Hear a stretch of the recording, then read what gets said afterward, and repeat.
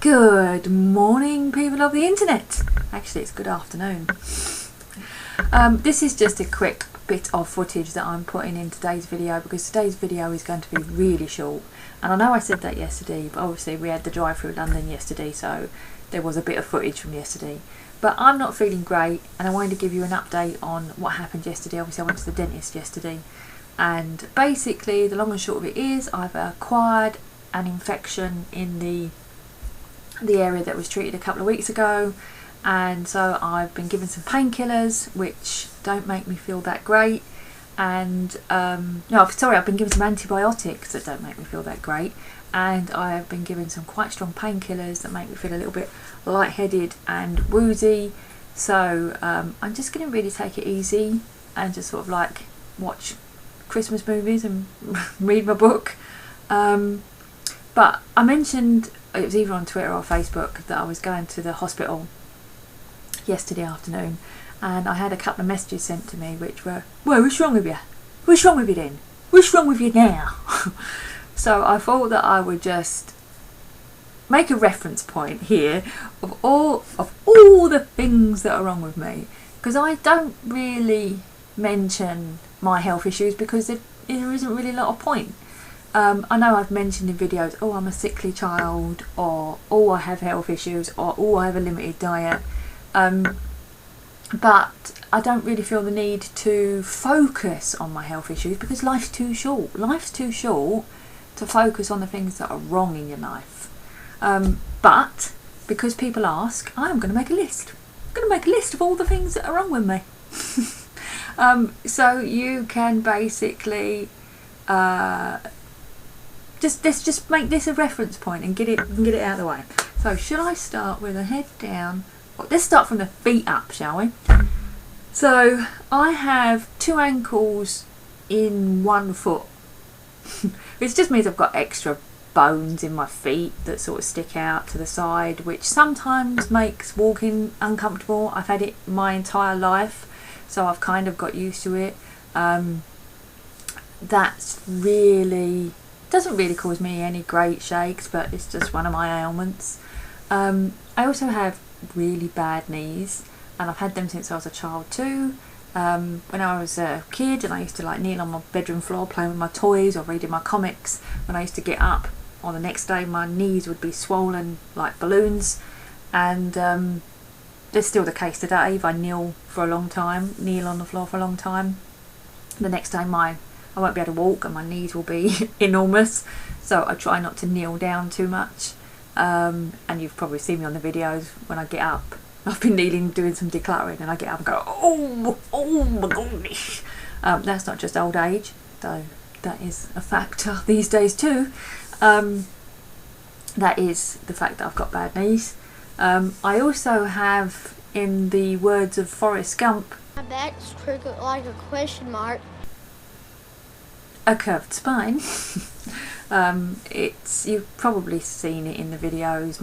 It looks like I'm hunched over all the time, or it looks like I'm not standing up straight, and you're probably shouting at the video saying, "Stand up straight!"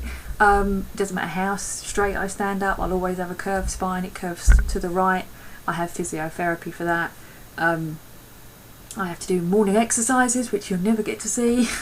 And it's just this shoulder sticks out more than the other. And it just looks like I've got a bit of a hunchy back. I have Raynaud's disease, which means my extremities go a bit wide. I should have been put down. If I was a dog, they'd have put me down by now. Just my extremities, it's just like a circulation thing. I also have something called keratosis pilaris, which is like, I don't know, you probably won't see it on this because I'm doing this on the thingy camera, but I get blotchy, horrible red chicken skin. I've got it on my arms, I've got it on my legs. Sometimes it's worse than others. It's a bit better in summer when the sun gets to it. It's not going to kill me. It just is what it is.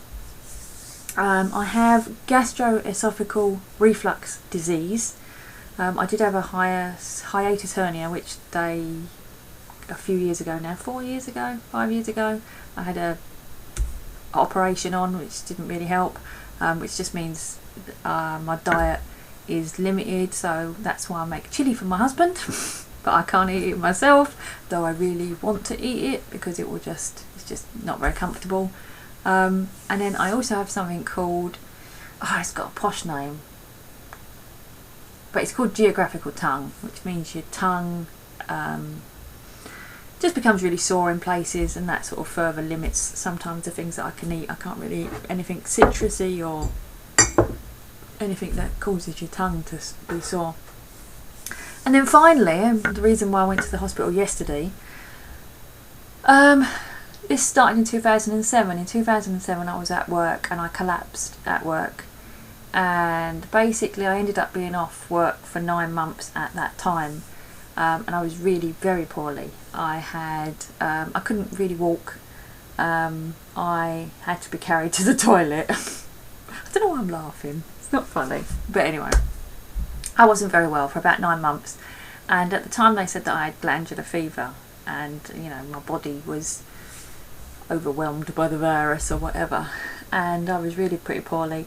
And then, slowly I got better and I went back to work. But I never really got back to 100% health. I was really sort of always still struggling, getting very tired and just various different symptoms.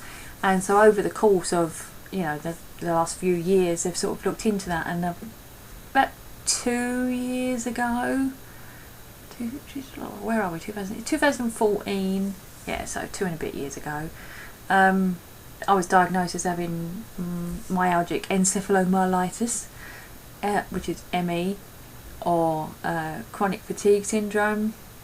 And so I was referred to the chronic fatigue research unit it's a specialist unit in South London. And over the past 2 years I have been having various treatments there that they do. So they try things, and they test you for lots of things as well. They try and eliminate things, and just make sure that you've learned how to deal with it. And you're probably looking at me thinking, you can't have chronic fatigue, you're out there sweeping your deck and painting and everything. But this is me 2 years on. Well, in 2007 I couldn't walk, and 2 years ago I was in a really bad relapse kind of stage as well, where I really wasn't very good at all. So this is the progress that I've made, so that's great. And yesterday was the last appointment of what they call active treatment. Because I am at the good health that I am, I don't have to go back frequently now. I have to go I'll still go back every 3 months, because what they do is they keep it's a research unit, so constantly you go back, so they continue to research whatever. So that's it, line drawn under. No one needs to say to me what's wrong with you. So if I mention I'm going to the hospital, going to the doctors, it's one of these things that I'm going about. And like I say, it's best not to focus on these things. There's no reason for me to say, oh, poor me, my neck's hurting, my back's hurting. It just is what it is. So that's it. It's just coming up to the time that I need to take my next dose of antibiotics, and I know that in about an hour's time I will start feeling like I want to puke my guts up. They just make me feel really nauseous, and I have to sit down and ride that out. So yeah, thanks very much for watching, and I'll see you in the hopefully tomorrow. Hopefully, I'm going to go and literally go and put my PJs back on and watch telly. And I've just noticed that this jumper's actually on inside out. I literally just pulled it over my head to come in here and do this video. And I'm now going to pull it back over my head and put my PJs on. So I shall see you soon. Bye!